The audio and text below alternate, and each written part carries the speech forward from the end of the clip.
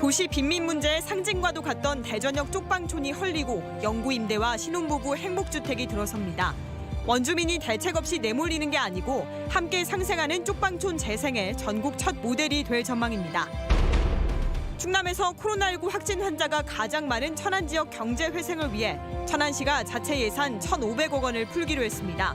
우선 1,000억 원을 선지급 후심사 방식으로 필요한 사람에게 신속하게 지급합니다.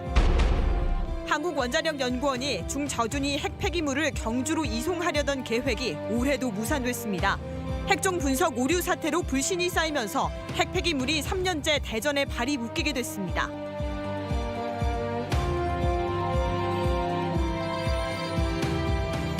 여러분 안녕하십니까? 대전역 인근에는 도시 빈곤층이 모여 사는 이른바 쪽방촌이 있습니다.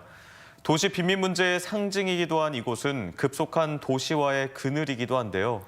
대전역 앞에 쪽방촌이 헐리고 그 자리에 영구 임대와 신혼부부 행복주택이 들어섭니다. 원주민이 쫓겨나는 게 아니고 함께 상생하며 주변 원도심 활성화 사업까지 추진되는데 쪽방촌 재생의 전국 첫 모델이 될 전망입니다. 문은선 기자가 보도합니다. 대전역 바로 앞 사람 한 명 눕기에도 비좁은 방이 다닥다닥 붙어있는 곳. 이른바 쪽방촌입니다. 낡은 구조물의 냉난방은 물론 위생과 화재에 취약해 사실 집이라 부르기도 민망한 수준입니다. 이 창문이 우겨졌는데 더욱 긁었고 겨울에는 외풍이 들어오니까 좀 춥고. 급격한 도시화의 그늘이자 도심 속 섬과 같았던 이곳이 확 달라집니다. 170여 명이 살고 있는 기존 쪽방촌을 철거하고 영구 임대와 신혼부부 행복주택 700가구 등 1,400가구가 들어섭니다. 대전역 쪽방촌은 주거복지와 지역 재생을 결합시켜 도시 문제를 해결하는 쪽방촌 재생의 첫 번째 사례가 될 것입니다. 오는 2022년 착공 예정인데 그 사이 쪽방촌 주민들은 인근 숙박시설에서 무료로 거주하게 됩니다. 이들이 4년 뒤 재입주할 공공주택은 기존 쪽방보다 2배에서 5배 넓고 월세도 현재 10만 원에 3분의 1 수준까지 낮아져 월 3만 원 수준입니다. 특히 주민들의 취업과 자활을 돕는 쉼터와 돌봄시설이 함께 입주해 공동체 붕괴를 막습니다. 주거만 상향돼서는 안 된다는 거예요. 그분들이 살아가던 문화가 있었고 환경이 있었고 삶의 자리가 있다는 거예요. 지원해주는 기관이 같이 움직인다면 그분들의 삶의 질을 향상시키는데 새로운 어떤 전환점이다.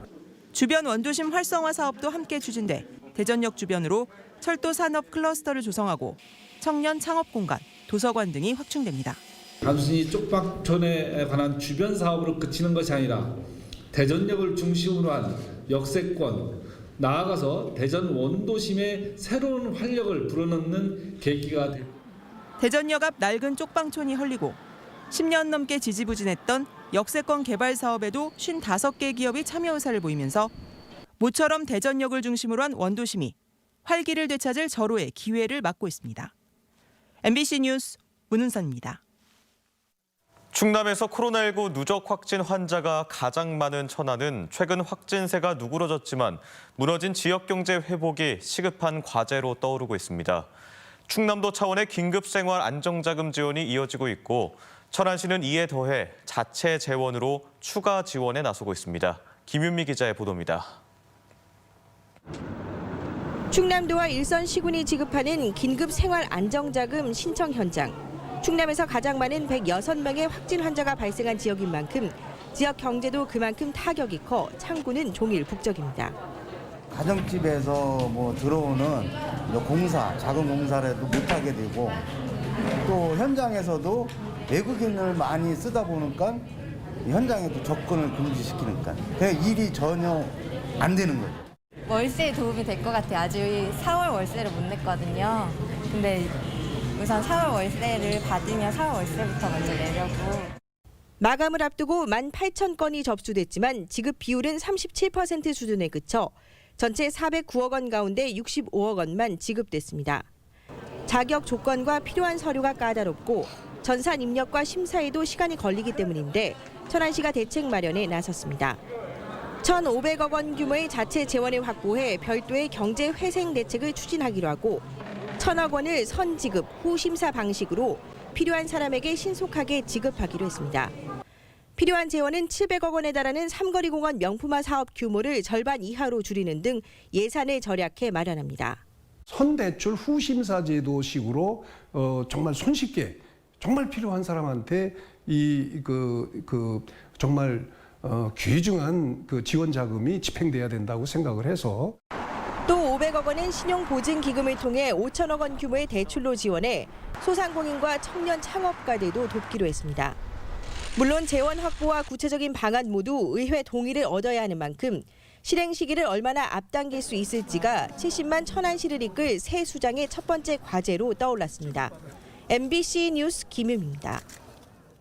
세종시에서 코로나19 재확진 환자가 추가로 발생했습니다. 세종시에 따르면 어진동에 거주하는 해양수산부 직원이 완치 2주 만에 다시 재양성 판정을 받았다고 밝혔습니다. 이로써 재양성 환자는 세종에서만 7명으로 늘었고 이 가운데 해양수산부 직원만 3명에 달하고 있습니다. 대전시가 해외 입국 자가격리자 가족을 위한 안심숙소를 확대 운영합니다. 안심숙소는 해외 입국자가 집에서 자가격리하는 동안 그 집에 살던 가족이 나와 지낼 수 있는 임시 거처로 대전시는 시내 모든 숙박업소로 안심숙소를 확대했습니다. 해외 입국자 가족은 일주일 이내로 숙박업소를 이용할 수 있으며 관련 서류를 제출하면 하루 3만 원 이내에서 숙박비의 30%를 지원합니다. 대전시가 운영하고 있는 해외 입국자 임시생활시설에는 현재 90명이 넘는 입국자가 격리 생활 중입니다. 오늘 마치 겨울이 다시 찾아온 것처럼 반짝 추위가 기승을 부렸죠. 일부 내륙 지역 아침 최저 기온이 영하권까지 떨어지고 바람까지 강하게 불면서 종일 동장군의 기세가 매서웠는데요. 특히 배와 복숭아 등 과수들이 꽃을 피우고 수정을 하는 시기여서 냉해가 우려되고 있습니다. 김광현 기자입니다. 논산의 한 배농가. 갑작스레 영하권으로 기온이 떨어지면서 4월 중순에 생각지 못했던 냉해가 발생했습니다. 살짝만 건드려도 꽃대가 후두둑 떨어지고 꽃눈이 얼어버린 겁니다. 꽃눈이 다 얼어가지고 속에 다 새카맣게 죽었잖아요. 마음이 지금 첩찹해가지고 잘 농사 잘 지면 서로 좋은데 지금 우리 냉해 피해가 이렇게 있어가지고. 최근 며칠 동안 충남 내륙 지역 기온이 영하권으로 떨어지는 등 반짝 추위가 이어지면서 도에 접수된 냉해만 700여 건에 달합니다. 충남도는 이번 주까지 냉해 피해를 접수받은 뒤 다음 달 중으로 정밀 조사를 진행할 예정입니다. 각 지자체마다 피해 농가 규모를 파악하는 한편 지원책도 마련하고 있습니다. 현재 읍면동사무소에서 신고 접수를 받고 있으며 피해 면적이 50헥타르가 넘으면 피해 농가에 대하여 피해 복구 재난지원금 등을 지원하게 됩니다. 막바지 꽃샘 추위는 한동안 이어지겠습니다. 대전지방기상청은 당분간 일부 내륙과 산지 아침 최저 기온이 0도까지 떨어지는 등 쌀쌀한 날씨가 이어지겠고 주말부터는 다시 따뜻한 봄 날씨를 되찾겠다고 내다봤습니다. MBC 뉴스 김광현입니다. 한국원자력연구원이 중저준위 핵폐기물을 경주로 이송하려던 계획이 올해도 무산됐습니다. 해마다 발생하는 핵폐기물을 벌써 3년째 내부에 쌓아두고만 있는데요. 경주 원자력환경공단은 연구원에 대한 신뢰가 부족하다며 이송을 거부했는데 결국 방사성 물질 누출 등 거듭된 안전성에 대한 불신이 쌓이면서 발목이 잡힌 셈입니다. 고병권 기자가 보도합니다. 경주 원자력환경공단이 올해 원자력연구원의 중저준위 폐기물을 인수하지 않겠다고 밝혔습니다. 공단 측은 2년 전 연구원이 자초한 핵종 분석 오류 사태에 대한 신뢰가 회복되지 않았고 지역 주민 반대도 워낙 크다며 인수 불가 이유를 밝혔습니다. 원자력연구원이 2015년부터 이송한 핵폐기물 2,600드럼 가운데 상당수에서 핵종 분석 오류가 드러나면서 공단은 지난해 운영을 중단했다가 지난 1월에서야 재개한 상태입니다. 캐리 방패물에 대해서는 아직도 신뢰가 확 구축되지 않아가지고 재활방지 대책이 진행되는 걸 보고 전국의 원자력 관련 시설 가운데 경주로 방패물을 보내지 못하는 곳은 원자력연구원이 유일합니다. 연구원에서 발생하는 중저준위 핵폐기물은 해마다 300~400드럼씩 쌓이고 있습니다. 현재 연구원 내에는 중저준위 핵 폐기물과 해체 폐기물 21,700드럼이 보관 중인데 부산 고리 원자력 발전소에 이어 전국 2위에 해당하는 양입니다. 2015년 경주로 첫 이송한 뒤 매년 1,000드럼씩 보내기로 한 중장기 계획은 지난 2017년을 마지막으로 3년째 중단된 상태입니다. 재발 방지 대책 이행도 조속히 마무리해서 그리고 이제 원자력 환경공단이랑 협의해서 가능한 한 빠른 시간 내에 폐기물을 보낼 수 있도록 최선의 노력을 하고 있습니다. 수많은 사회적 논의와 설득을 거쳐 어렵게 첫 발을 내디딘 방패물의 경주 이송마저 수년째 중단되면서 원자력 시설의 안전성에 대한 시민들의 불안감도 그만큼 쌓여가고 있습니다. MBC 뉴스 고병권입니다.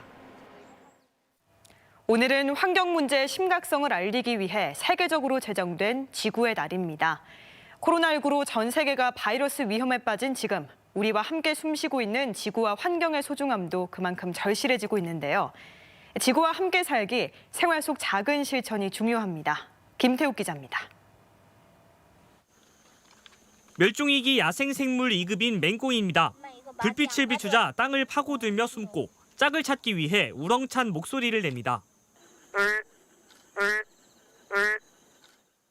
하지만 이제 주변에서 맹꽁이 울음소리 듣기가 쉽지 않습니다.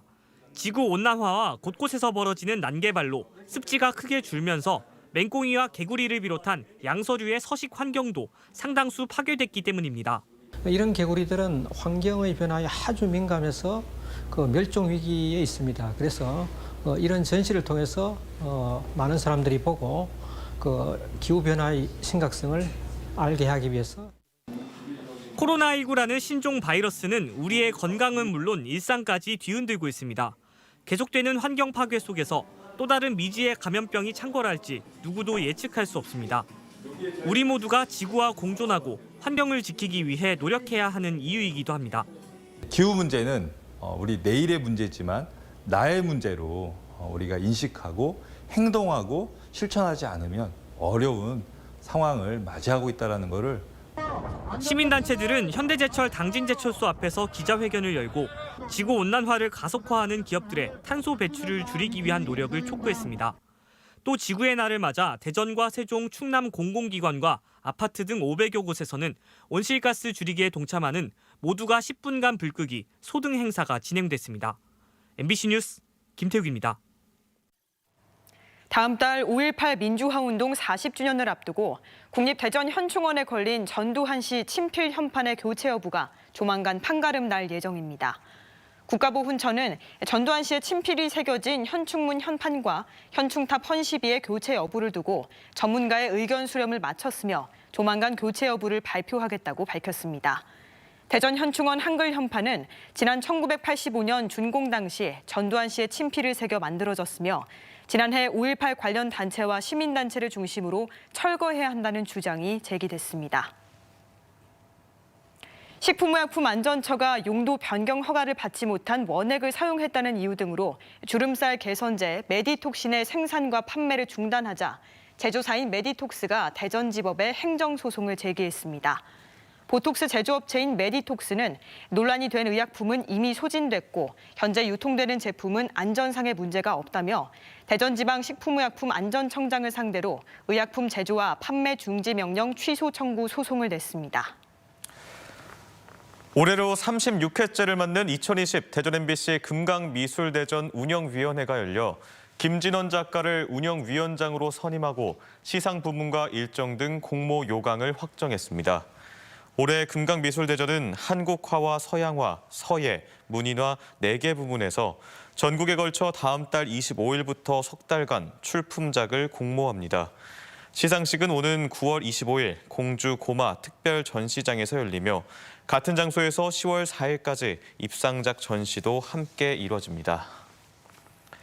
한남대학교 제17대 이광섭 총장이 취임식을 갖고 소통과 신뢰를 바탕으로 공동체를 한마음으로 묶어 새로운 도약을 이루겠다고 밝혔습니다. 신임 이 총장의 임기는 4년간이며 코로나19 여파로 대학 구성원 중심으로 간소하게 진행된 취임식에서 개교 64주년 기념 예배도 함께 열렸습니다. 카이스트가 코로나19의 세계적 유행에 대처하기 위한 온라인 국제 포럼을 개최했습니다. 지금까지 대전, 세종, 충남 소식이었습니다. 시청해주신 여러분 고맙습니다.